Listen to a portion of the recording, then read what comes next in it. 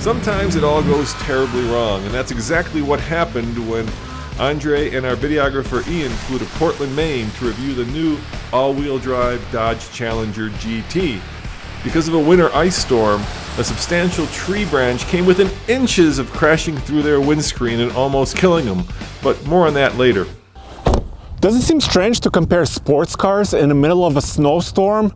Yes, but actually it makes more sense now since there is the 2017 Dodge Challenger GT all-wheel drive. Actually, it makes no sense to compare an all-wheel drive car to two rear-wheel drive cars, all with all-season tires. Well, let's call them summer tires because that's really what they are.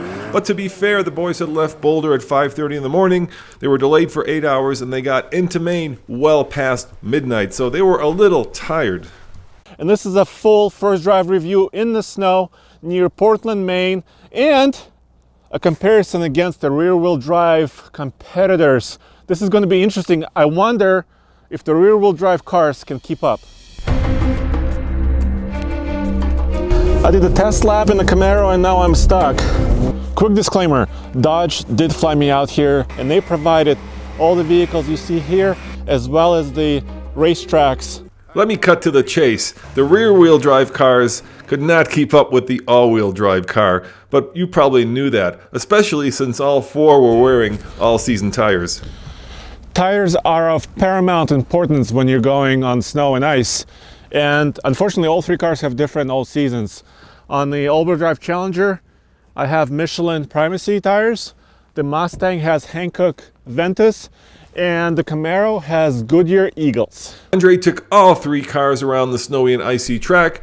The Camaro and Mustang were of course like a goat on ice, and the all-wheel drive Challenger, that was like an all-wheel drive goat on ice.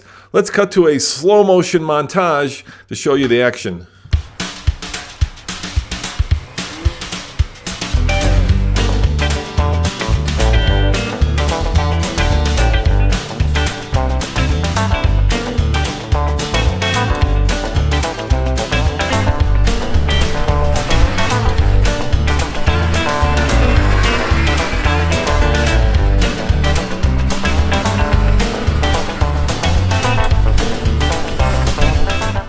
Of course, an all-wheel drive car will perform much better in the snow and ice than a rear-wheel drive car or even a front-wheel drive car would.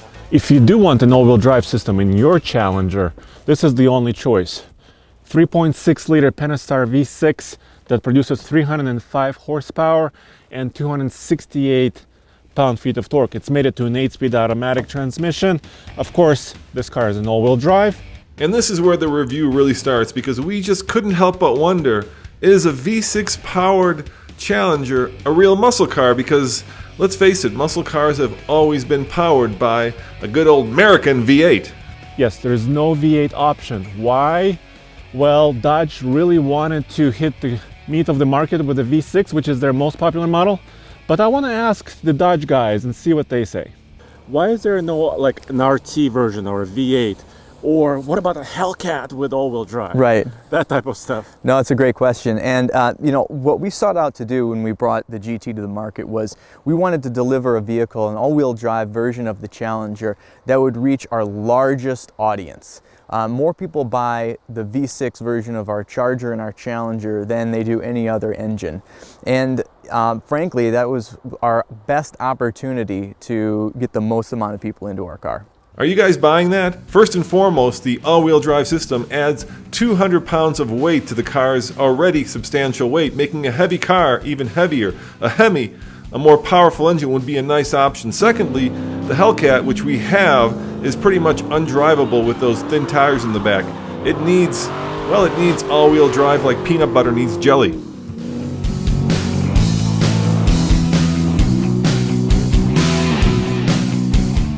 Will you consider a Hellcat? Is it even possible, or is it within the realm of possibility? So we work with engineering on a daily basis, and anything is absolutely possible. You know, enthusiasts like you and I mean, for you and I and maybe the 6 other journalists that might buy one, yeah, that'd be great. But it's really is we got to make a business case for the company as well, and we do that by getting the most volume opportunity out there, and we have that in the V6.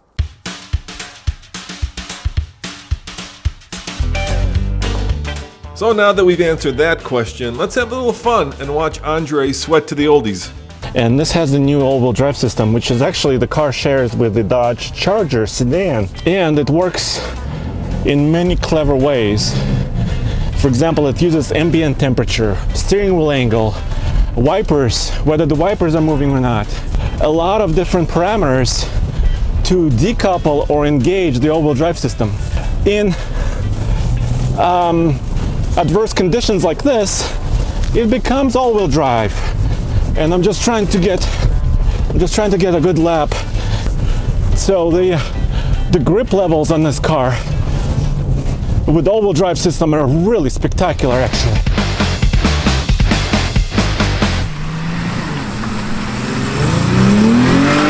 The all-wheel drive Challenger is very sneaky as far as styling. It looks identical to every other V6 Challenger, with two exceptions. There's a GT badge on the front fender, and the car overall sits just a little bit higher.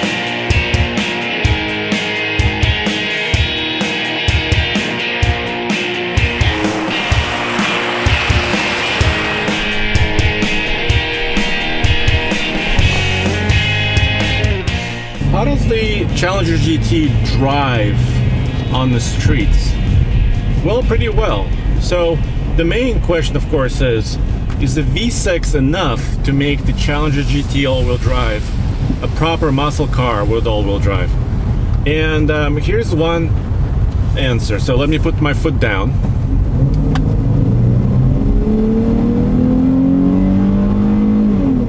So the power builds slowly. You really have to rev this engine up high in order to get any sort of usable power. So from that standpoint, you know, it's not really a proper muscle car. So when it's not needed, when the conditions are not met such that you don't need all-wheel drive capability, it stays as a rear-wheel drive car. So you still get all the fun and the driving dynamics of a rear-wheel drive and the fuel efficiency associated. When the conditions are right, and there are many conditions that will turn the all-wheel drive system on and off, then we can split front to rear through the front axle disconnect, and there's a clutch in the front axle disconnect that lets us control the amount of torque that we put to the front wheels. So of the torque that comes through, it could be of any percentage that splits front to rear depending on the conditions, the road conditions, the slip conditions, whatever is right for the environment and the conditions is where we will put the torque.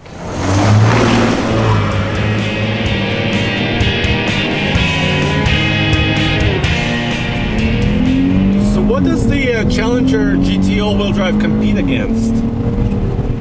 Well, this is an interesting point because obviously the Challenger is going up against the Mustang and the Camaro in the American pony or muscle car segment.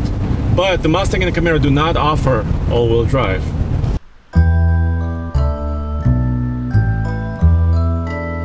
And this is where we pick up our story, because this is where it went terribly wrong and the guys almost died. A pretty substantial branch, heavy from the snow and rain, came within inches of crashing through the front of the windscreen, and, well, I don't even want to think about what would have happened. Luckily, it just shattered the window and hit on the strongest part of the frame, allowing Andre to finish this review. The Challenger GT all-wheel drive starts at $33,395 before destination charges, and I'm looking forward to driving it some more.